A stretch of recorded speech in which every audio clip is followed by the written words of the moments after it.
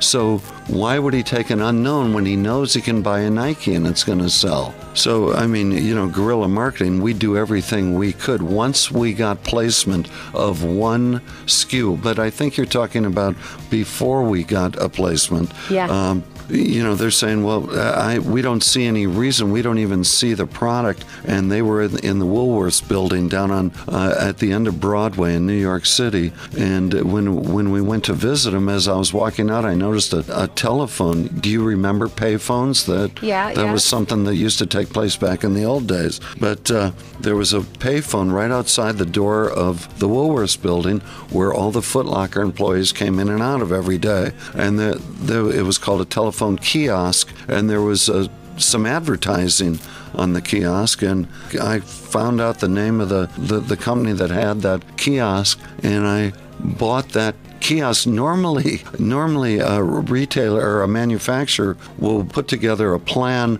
to buy 100 kiosks, for example, or 1,000 kiosks and have their message everywhere. I wanted to get my message just to these gentlemen that worked at Foot Locker and were walking in and out of the corporate office every day. So I bought that one telephone kiosk because we were a small company. I didn't have a big budget. And I put a giant LA Gear shoe on that kiosk with the name LA Gear. And every time they'd come to work in the morning, every time they'd go to lunch, every time they'd leave at night, that was the first thing when they walk out the building is they saw that LA Gear. So, I got the message to them. I even found out that these guys, when they'd leave their home about 8 o'clock in the morning, they watched, and with their wives, they'd watch the Today Show. So I bought an ad on the Today Show where all of a sudden it was like, oh my gosh, I saw your advertising. And by the way, I saw it. And we got placement. And we got placement of one SKU on that sea of white wall. And then what we did was we called kids around the country and said, go buy those LA Gear, we'll pay you back. And they started walking in the stores going, geez, I love this shoe, and they'd buy it. And these guys are going, all of a sudden the shoe's starting to sell. Hey, give us 2 SKUs, give us 3 shoes. And with that came a large, hey, it may have been dirty, but you got to do what you got to do. This seems to be... that's guerrilla marketing. Your theme. The one thing that you do is you just do whatever it takes. Would you say that's true? Well, I'd like to think that I've had some success doing whatever it takes to make things happen, yeah. I like it. It's a real indie attitude. Good. Good. Then I'm a good fit. You heard about Fame Games. Indeed I did. From a mutual friend, a very good friend to you, but That's right. Former senior vice president at ABC, TJ Lambert, which is now CitadelMedia. TJ Lambert's gone on to another company called Radiolicious, which does iPhone applications. That's right. And he introduced us. I lost your email address. Right, but I didn't. But TJ called me and said, "Hey, did you talk to?" Yeah. And I said, "Yeah, no, I haven't." And he said, "Well," I told the Fame Games people all about you, and I'm expecting that they're going to call you." And I never heard from him. And TJ called and said, "Have you heard from him?" I said, "No." And he said, "Well, why don't you drop Laura or DJ a note?" And I did. And you said, "Oh, thank you. I'm so glad you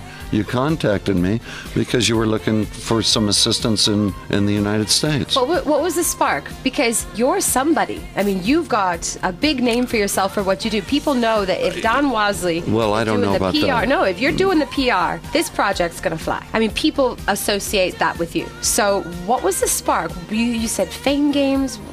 Why did it excite you? Because you strike me as the type of guy who's not going to do something that doesn't excite you. Yeah, no. If the shoe doesn't fit, I won't wear it. But this seemed to be a perfect fit, and I really love to make things happen. I love a challenge. Although I don't think this is a challenge, I think that this is an opportunity, and this is an opportunity for Fame Games to realize its potential, and it's an opportunity for the indie artists to realize their potential too.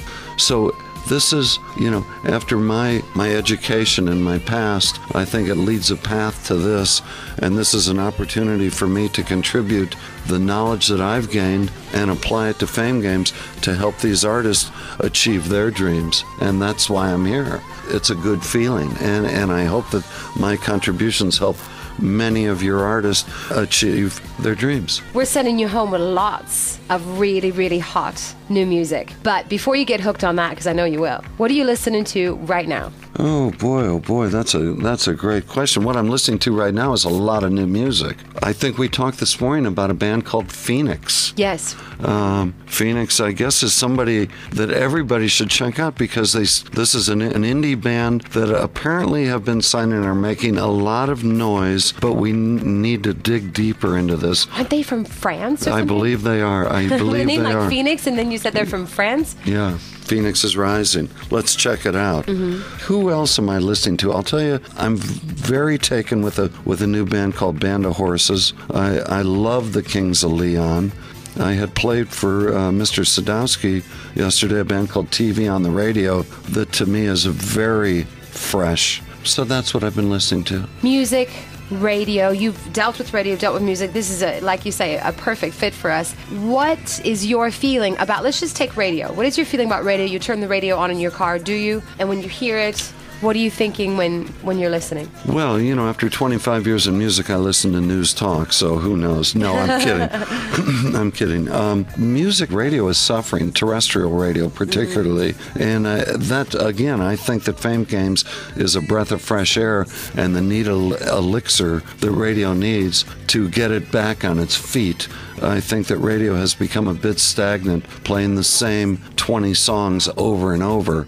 You punch the button and you hear the song that you just left on the last station.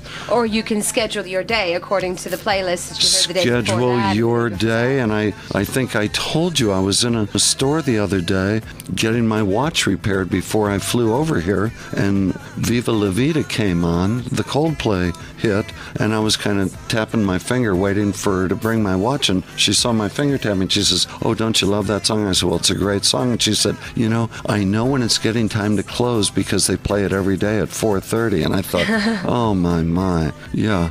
And it's been that way for a while. It seems odd to me that they've just been very, very happy with that status quo. It's a very tiny playlist. They rotate now every 90 minutes. Everybody's playing it safe. That said, those same 20 songs, the top one has to come off sooner or later, and a new one needs to come on.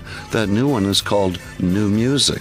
And that's exactly what you're doing. So I think Fame Games is the new music that radio really needs. I'm just so glad that you guys are building this, and I want to assist in its growth and take it to the masses. Right now, it's being heard on numerous stations in America, but not nearly enough stations.